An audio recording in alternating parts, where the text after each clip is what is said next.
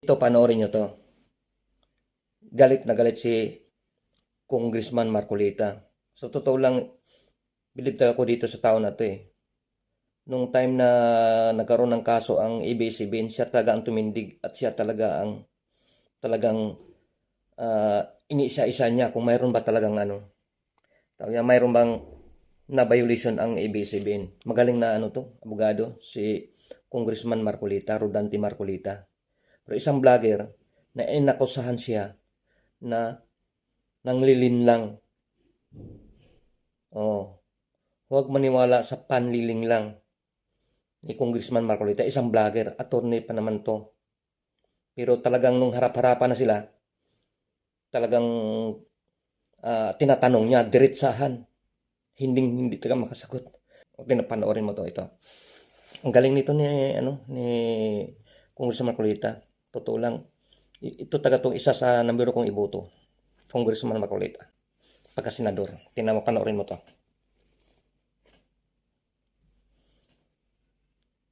Abogado ka pala na nagtuturo sa Ateneo.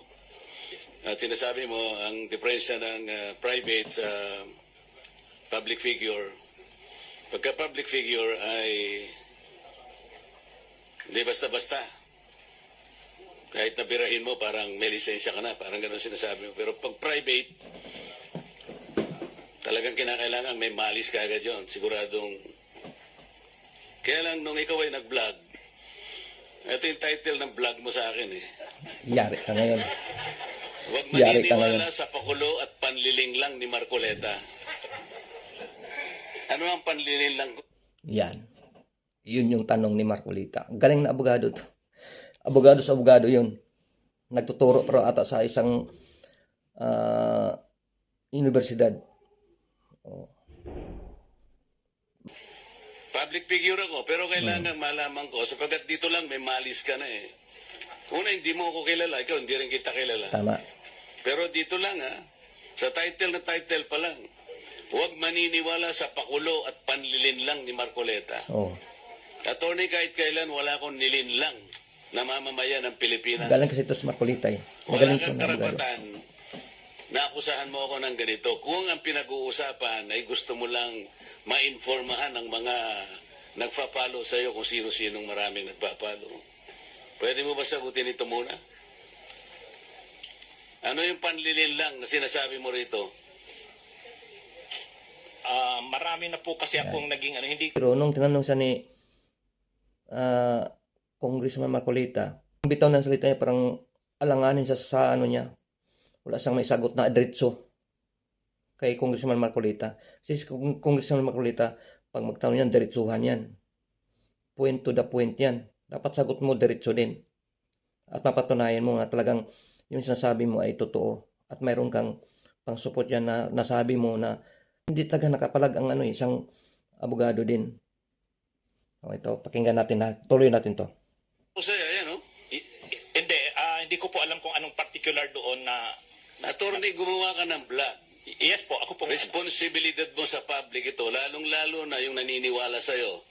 Hindi ako maniwala kung paano mo silang napaniwala. Pero itong sinabi mong ito, may pakulo ako at panlilin lang. Ito yung sagutin mo. Hindi ako naniniwalang hindi mo naaalala ito. Mr. Chair? Mr. Chair? Actually po, doon yata yan sa rally ng Iglesia ni Cristo na naging subject din ako po ng programa ninyo sa yung dalawang pong kasama Honorable Congressman Marcoleta. Ako po yung naging subject nyo doon ni Saganang Mamamayan. Kasi ako yung nag-comment na sabi ko, dapat yung Iglesia ni Cristo kung talagang malaki yung mobilization nila, doon nila gawin sa Luneta, huwag sa Liwasan. Yun yung kasi, pag sa Liwasan Attorney, kasi huwag mong nililihis ang usapan. Ang pinag-usapan yung panlilin lang na sinasabi mo at pakulo. Iyari ka ngayon. Walang kinalaman yung rally ng INC dito. Yun. doon ko po kita, Honorable Congressman. Anong panlilin lang ang ginawa ko doon sa rally? Panlilin lang nga. Ang sabi ni Congressman Marcolita, Idol, Sir, panlilin lang. Yun lang ang gusto niyang malaman sa'yo. Sagutin mo siyang diretso kung anong panlilin lang ang ginawa niya. Kung masagot ng diretso, manahimik na si Congressman Marcolita. O mapaliwanag yan sa inya bakit niya nagawa yung ganun. Eh wala naman siyang nagawang panlilinlang. Ano bang panlilinlang ang ginagawa niya na nasabi mo, no, huwag maniwala kay Congressman Marcolita sa panlilinlang niya. Ang gusto niya malaman, anong panlilinlang? Yun lang gusto, isa lang tanungin mo, yun lang sagutin mo lang, tapos na yun, usapan dyan. Yun lang gusto niyang malaman sa'yo. Kasi nga sinabihan mo siyang huwag maniwala sa panlilinlang niya. Ginoo. Tuloy tayo. Po yatang speech nyo dun Hindi sa pa stage. yata, kailangan siguruhin mo. Nagsalita ako doon, anong parte ng speech ko ang nilinlang ko ang mamamayang Pilipino? Honorable Congressman Yan, Bato, hindi mo masagot ng po diretso yata eh. yung speech nyo po dun sa Ano stage. nga, kung alam mo yung speech ko, ano yung panlilinlang doon? Sagutin mo panlilinlang kasi. Tingnan ko po dito sa... Ita mo, hindi taga masagot ng diretsuhan yan. Ang dami ko na po kasing naging content tungkol No, sa hindi ganun. Ita mo, hindi. Ako kapag ka sinabi ko, alam ko ang pinagbabasihan ko. Kahit matagal na yon, maaalala ko. Pag nilinlang ako ng isang tao, alam ko. Problema sa inyo, hindi ko nilalat ng vloggers, ano? Ako, hindi ko minamasama yung vlogs. Yan ay part ng ating free speech. Expression. At yan ay ginagaranti ng ating saligang batas. Totoo naman na kapag ka public figures, hindi dapat balat sibuyas. Hindi kagaya ng balat sibuyas ni Kong Barbers. Alam ko Yun yan. lang. Pero hindi nangangaw. Yun lang, dinadali pa si si Congressman Barbers, naging balat sibuyas. Dito ng balat sibuyas. Totoo naman yan. Kahit ako.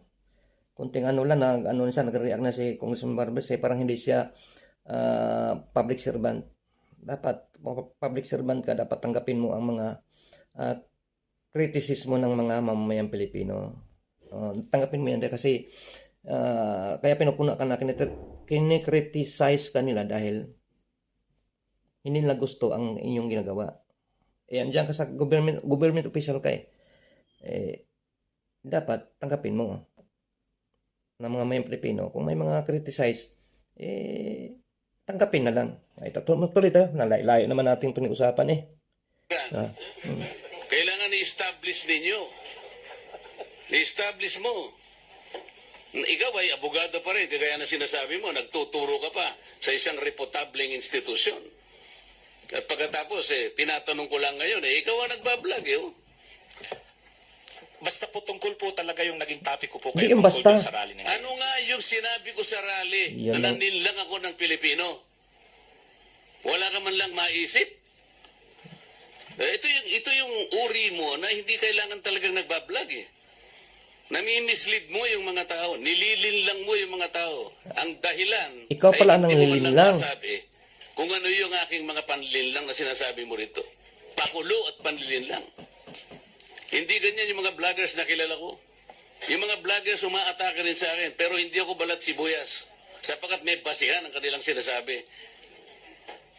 Yung pinag-uusapan siguro namin dito. Gusto nila niyang tingnan siguro kung ano yung mga seeds ng mga aming pinag-uusapan dito. Hindi ako balat sibuyas, pero ito, wala akong makitang panlilinlang na ginawa ko sa ating mamamayan. Ikaw, ang lakas ng loob mo na mag-vlog. Abogado ka pa naman. Yan lang. O ano? Sagutin mo na kasi. Panoorin ko po mamaya itong... Hindi panoorin. Sagutin mo ngayon. Mr. Chair, Andyan ang katanungan Yan lang. O ano?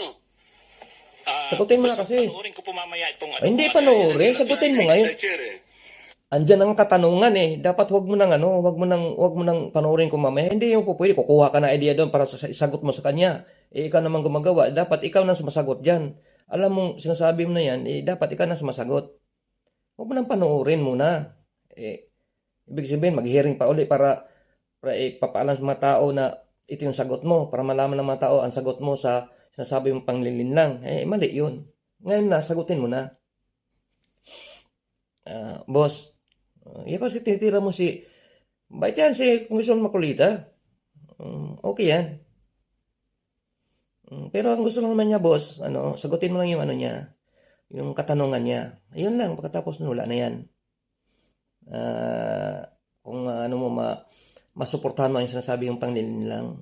Makita mo, isang tanong lang niya One word lang yung sinasabi niya, panlilinlang. Ang sagot niya, dapat sagutin mo lang kahit 2 word, 3 word. O, basta masagot lang, okay na yan. Kita mo, pinipirsa ka niya. O, kasi tuloy tayo. Ano po kasi, Isip-isipin mo, bigla ka na lang gagawa ng isang vlog na ngayon ay tatanungin kita ng diretsyo. Wala ka man lang masabi, kahit isang panlilin lang. At ang inaakala mo, baka sakaling doon sa rally. Ibig mo sabihin, naharap ako sa rallying pagkalaki-laki para manlilang lang ako ng mamamayang Pilipino? Yun lang. Idol, sagutin mo na yan, Hindi idol. ka dapat abogado eh. Abogado ka Hindi pala. ka dapat magturo Idol. sa Ateneo. Hala, Sinasabi ko sa iyo ngayon, hala. ako hindi ko inaukusahan ng mga vloggers. Kahit masasakit ang sinasabi nila, ngunit merong basihan. Meron silang pinagmumulan na basihan.